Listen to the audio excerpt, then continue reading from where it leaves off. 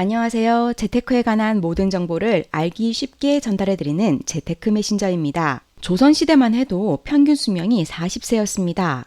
하지만 과학기술이 발달함에 따라 인간 수명도 점점 늘어나고 있습니다. 10여 년 전만 해도 환갑잔치를 거창하게 했었는데요. 요즘에는 환갑잔치는 가족과 간소하게 하는 추세죠.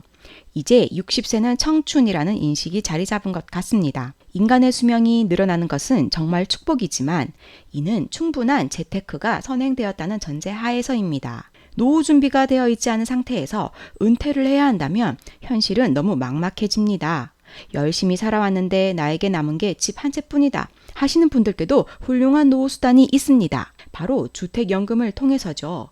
오늘은 주택연금에 대한 궁금증을 풀어보는 시간을 가지도록 하겠습니다. 주택연금에 대해서 관심 있으셨던 분들은 오늘 영상 놓치지 마시고 끝까지 시청하시기 바랍니다. 재테크 메신저 지금 시작합니다. 주택연금은 만 55세 이상 주택 보유자가 살고 있는 집을 담보로 매달 일정 금액을 받는 역모기지 상품입니다. 주택연금은 사망 시까지 일정 금액을 연금으로 받을 뿐 아니라 그 집에 계속해서 거주할 수 있기 때문에 거주 안정성까지 취할 수 있다는 점. 그래서 많은 분들의 관심을 받고 있는데요. 아무래도 초기에는 집을 은행에 맡겨야 해? 라는 뭔가 찜찜한 생각 때문에 최초 도입된 2007년에는 가입자가 515명에 불과했습니다. 하지만 최근 5년간 평균 850명에서 900명이 매달 가입하는 등 최근 가입자는 무려 10만 명에 육박하고 있습니다. 올해만 해도 2022년 3월부터 매달 1000명이 넘게 새로 가입하고 있는 추세입니다. 그만큼 주택연금에 대한 관심이 높아지고 있다는 의미입니다. 기사를 하나 보시겠습니다. 집값 정점 신호의 주택연금 가입 급증, 올해 신규 가입자 역대 최대 전망, 최근 집값이 굉장히 많이 상승했습니다. 집값 상승기에는 집값이 더 오를 거라 생각해서 주택연금 가입자가 줄어듭니다. 왜냐하면 가입 당시 금액으로 평생연금이 결정되기 때문입니다. 집값이 충분히 오른 뒤에 그 집값을 바탕으로 연금을 계산하면 매월 받는 연금액이 더 커집니다. 반대로 집값이 하락한 후에 가입을 하게 되면 내 연금액은 하락한 집값을 기준으로 책정됩니다.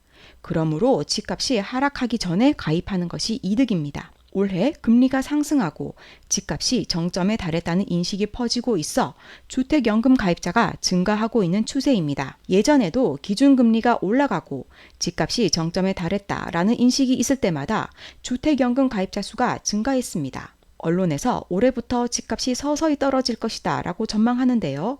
이에 맞물려 주택연금 가입자 수도 증가할 것으로 예상됩니다. 그럼 나는 주택연금에 가입하는 게 좋을까 아닐까 고민되실 겁니다. 우선 소유자의 나이와 내가 보유한 주택의 공시지가를 확인해 보셔야 합니다. 주택연금은 만 55세 이상부터 가입 가능합니다. 또한 공시가격 9억 원 이하 주택만 가입이 가능합니다. 여기서 유의하셔야 할 점이 있습니다.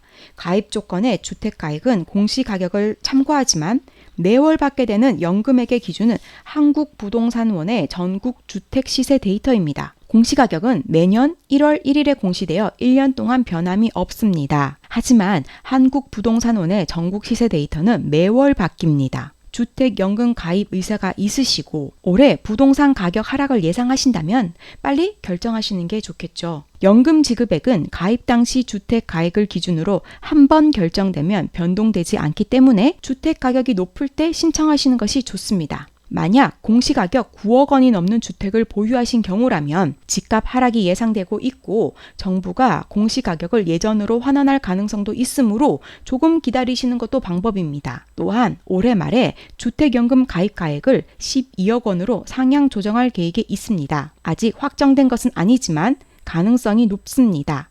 만약 상향 조정된다면 내년부터 공시가격 12억 원 이하 주택은 주택연금 가입이 가능하게 됩니다. 다주택자라도 가입할 수 있는지 물어보시는 분들이 많습니다. 주택수는 상관없습니다.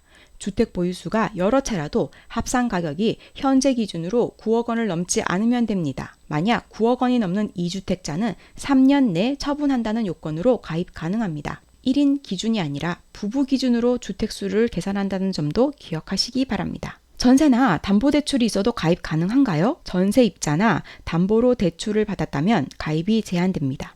하지만 방법이 없는 것은 아닙니다. 연금을 미리 받아서 그 돈으로 상환을 하고 나서 다시 가입할 수 있습니다. 하지만 연금을 미리 받아서 대출 상환에 사용하기 때문에 주택가액이 줄어들고요.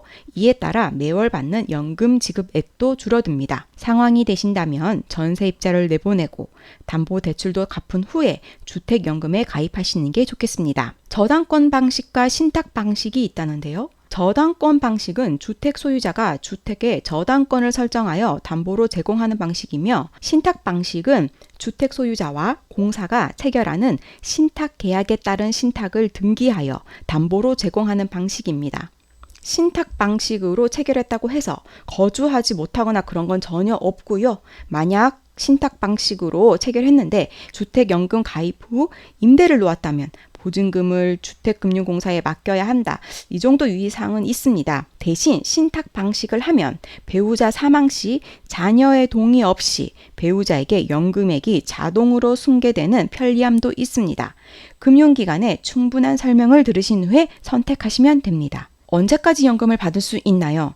연금은 종신기간 또는 확정기간으로 선택해서 받으실 수 있는데요. 만약 종신기간으로 받으신다면 사망시까지 받을 수 있습니다. 집값이 떨어지면 어떻게 되나요?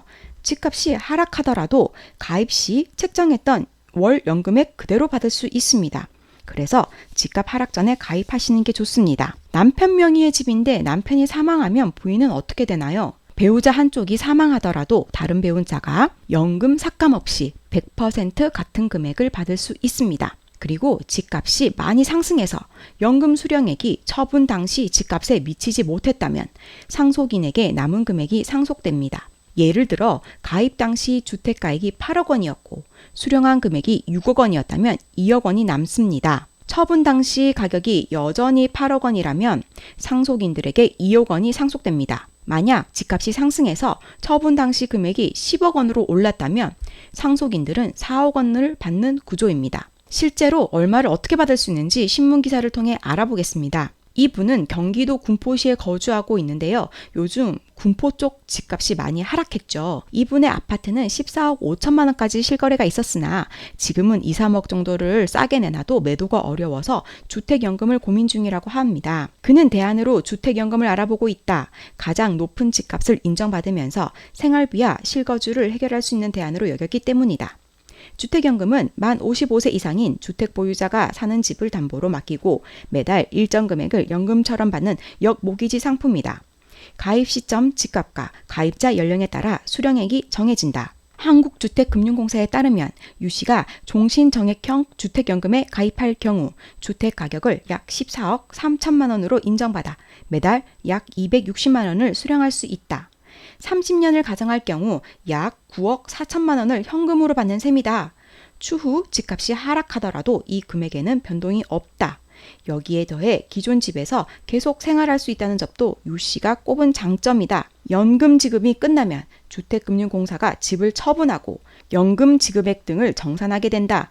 이 과정에서 남은 금액은 자녀들이 상속받는다. 유 씨는 노후에는 새로운 지역으로 이사하는 것도 큰일이라며 집값을 비싸게 쳐 매달 연금을 받고 나중에 팔고 남은 돈까지 정산해 상속해 준다고 하니 가입을 고민하고 있다고 설명했다. 자, 제가 아까 말씀드렸던 내용이 나옵니다. 주택연금에 가입하더라도 이 집에 계속 거주할 수 있고요. 만약 30년 연금을 받게 된다면 약 9억 4천만 원을 받는 셈이며 만약 그 시점, 즉 30년 뒤에도 14억 3천만 원에 처분된다고 가정한다고 해도 그럼 남는 금액 자녀들에게 약 5억 원이 상속되는 것입니다. 지금 거래 절벽인 상황이죠. 매도 매수 거래가 없어서 실제로 2, 3억 낮게 내놔도 거래는 되지 않지만 주택금융공사에서는 14억 3천만 원으로 인정받을 수 있는 것입니다. 아까 가입 조건이 9억 원이라고 하지 않으셨나요? 라는 의문이 드신다면 가입 조건 가액은 실거래가가 아닌 공시가격임을 기억해 주세요. 이분의 아파트는 공시가격이 8억 9천만 원이라고 합니다. 그래서 주택연금에 가입하실 수 있는 것이죠. 내년부터 가입 조건이 12억 원으로 상향될 것이라고 하니 올해 공시가격이 높아서 가입하지 못하신 분들도 한번 고려해 보실 만한 것 같습니다. 연금액은 일반주택, 노인복지주택, 주거 목적 오피스텔에 따라 다르고 지급 방식이 종신이냐 확정기간이냐에 따라 달라집니다. 무엇보다 지급받는 가입자와 배우자의 연령에 따라 크게 차이가 납니다. 한국주택금융공사 사이트에서 월 지급급 예시나 예상연금 조회를 통해 대략적인 금액을 확인하실 수 있으세요. 세금은 어떻게 되는지 궁금하신 분들도 많습니다. 주택연금의 개념은 주택을 담보로 받는 대출을 받는 것입니다. 우리가 은행에 집을 담보로 대출을 내면 재산세와 종합부동산세처럼 집 관리에 소요되는 비용은 우리가 직접 납부를 하죠. 이와 똑같은 개념입니다. 재산세, 종합부동산세와 같이 거주하는 동안 주택 관리에 발생하는 비용은 직접 내셔야 합니다. 사적연금이 연 1,200만 원 이상 되면 세금 폭탄이라는데 이 주택연금도 포함되는 게 아닌가요? 라고 물으시는 분도 계십니다. 앞서 말씀드렸듯이 주택연금은 대출입니다. 대출이기 때문에 사적연금에 포함되지 않습니다. 영상이 도움되셨다면 구독과 좋아요 부탁드립니다. 감사합니다.